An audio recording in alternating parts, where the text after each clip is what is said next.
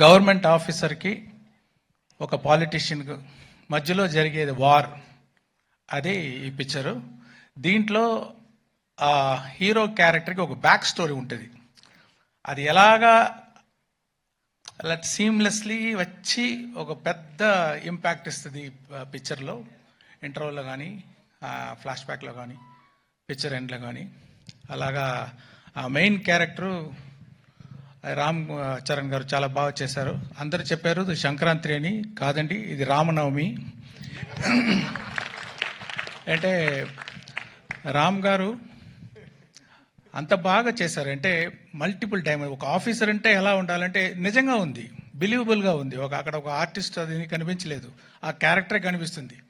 దానికి చాలా కోఆపరేట్ చేశారు. హెయిర్ కట్ అని, ముష్ కట్ చేసేదని, ఏది అడిగితే కూడా బాగా కోఆపరేట్ చేశారు. అది చాలా బాగా విజువల్గా మీరు చూడొచ్చు.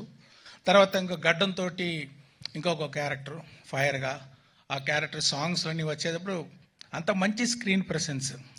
నాకు తెలిసి ఇప్పుడు ఆయన చూడడానికే చాలా ఆడియన్స్ వస్తారు పిక్చర్కి అని ఒక అనుమానం. ఒక కేరా అద్వాని కూడా ఉన్నారు. అది ఇంకొక క్యారెక్టర్ పంచగట్టుతో ఒక క్యారెక్టర్, అది చాలా బాగా, అది ఒక ఎలా చెప్పాలి, ఒక సోల్ ఆఫ్ ద మూవీ అలాంటి క్యారెక్టర్ అది.